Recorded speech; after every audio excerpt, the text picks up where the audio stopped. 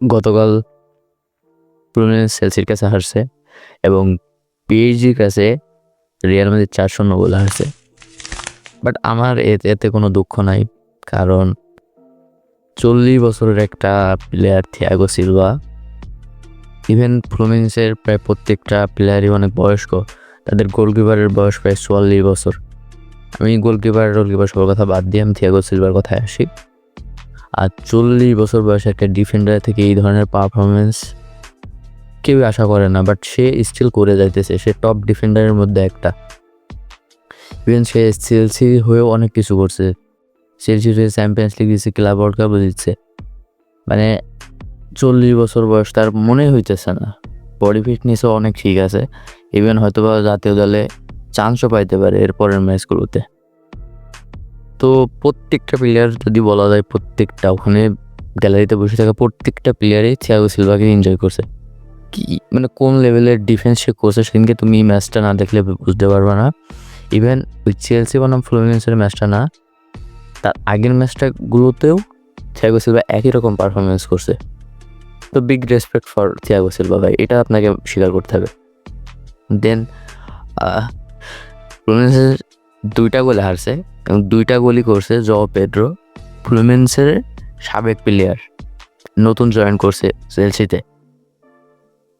কি সুন্দর শট ভাই, 2টাই মারাত্মক শট।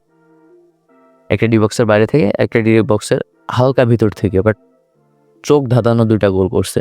অ্যামেজিং, সত্যি কথা বলতে। এবং কথাটা হলো ফ্লুমিনেন্সের টিমের ইউথ টিম থেকে উঠে আসছে। ফ্লুমিনেন্সের একদম ইউথ টিম থেকে সে খেলা শুরু করছে, সেখান থেকে তার শুরু, এবং সে তারপর বড় দলে যোগ দিয়েছিল। এবং এই সিজনে সে আছে চেলসিতে আসছে এবং সেই 2টা গোল করে চেলসিকে ওয়ান করছে এগেনস্ট ফ্লুমিনেন্স। এটা অনেক বড় একটা বিষয়। তো ফাইনালে চেলসি রয়েছে, ইভেন পিএসজি এবার থেকে চলে গেছে। আমি পিএসজি এবং রিয়াল মাদ্রিদের ম্যাচটা যদি বলি, তো এই ধরনের পারফরমেন্স রিয়াল মাদ্রিদ থেকে কখনো আশা করা যায় না।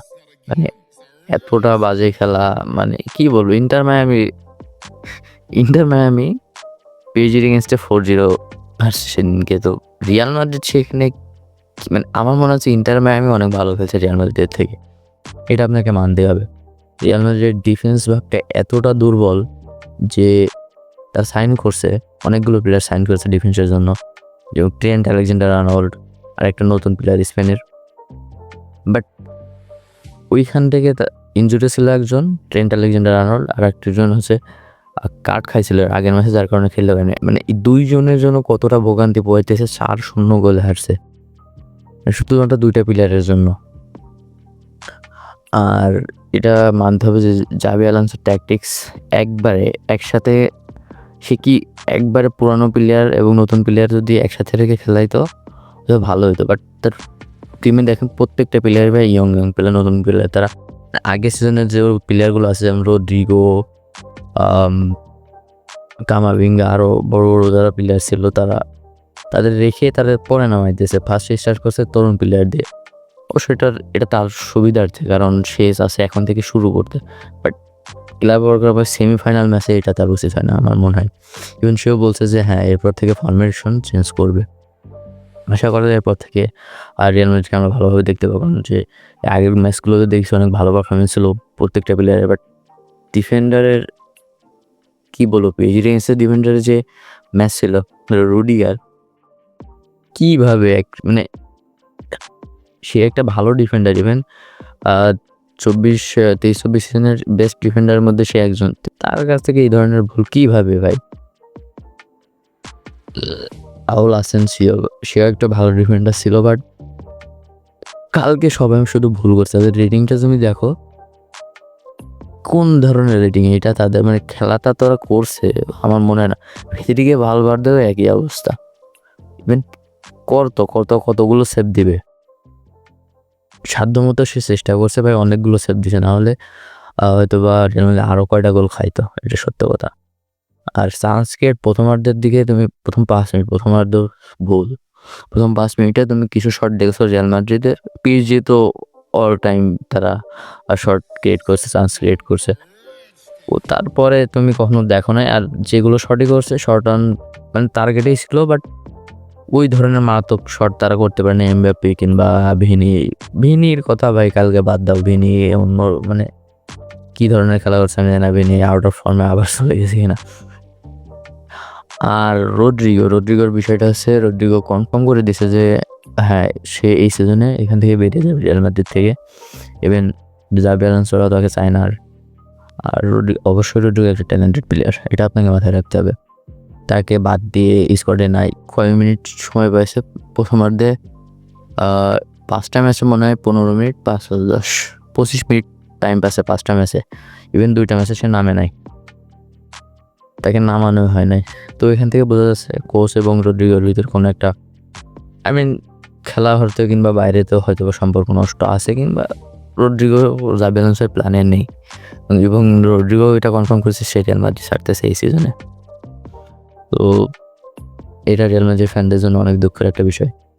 তবে আরও খুশির বিষয় হলো যে কারবাল ব্যাক আইছে, মিলিটাও ব্যাক আইছে, তারা খেলছে, ভালোই খেলতেছিল। কারবাল আসার পরপরই একটা ইয়েলো কার্ড পেয়েছে সেদিন। কারবাল আজীবনই ভালো খেলে, আজীবন ফুলতে তার কত সিজনগুলো অনেক ভালো খেলছে, অভিজ্ঞ একটা প্লেয়ার। ইদার মিলিটাও ব্যাক আসছে, ইদার মিলটাও অনেক ভালো খেলছে। ও তার যেটুক নেমেসে খেলছিল সেটুকু মারাত্মক খেলা করছে, এটা মানতে হবে। নিবেন আসি পিএসজি, মানে best team in the world right now. তারা যে ধরনের খেলা করছে, ডমিনেটেড খেলা, অবশ্যই ক্লাব ওয়ার্ল্ড কাপ তারা জিতবে, এটা কোনো না নেই কিংবা কোনো কি বাধা তাদের নাই। সেই ধরনের খেলা তারা করতেছে। দেমবেলে, দুয়ে, কারভাখালিয়া, বারকোলা, যেমন প্রত্যেকটা প্লেয়ারে আউটস্ট্যান্ডিং পারফরমেন্স হয়, আগুন সব উঠতেছে। তাদের ডিফেন্সের গোলকিপার, ডিফেন্স, মিডফিল্ডার, ভিতিনিয়া ভাই মারাত্মক একটা প্লেয়ার। তাদের যে সেট আপ এখান থেকে ইভেন অ্যাটাকিংও মারাত্মক সেট আপ। তাদের কোনো স্ট্যামিনা ফোরানোর কোনো নাই। অল টাইম তারা খেলতে পারছে এবং খেলেই যাচ্ছে। যে ধরনের সব সময় তুমি কোনো সময় দেখছো যে খারাপ খেলতেছে কোনো 90 মিনিট পরে যে কিংবা 90 মিনিট আগে যে একই ধরনের খেলা অল টাইম তারা খেলতেছে। তো এটা আশা করা যায় যে হ্যাঁ সামনের ম্যাচে পিএসজি জিততে পারে। বাট বিষয় হচ্ছে কয়টা গোলে জিতবে, এইটাই হচ্ছে বিষয়।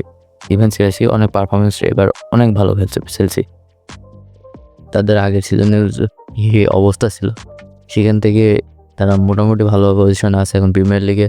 নতুন সিজন কীভাবে শুরু করবে সেটা তো কোচের দ্বারাই। তারা যেভাবে প্লেয়ার কিনতেছে ভাই, অনেক টাকা খরচ করছে এর আগের সিজনে।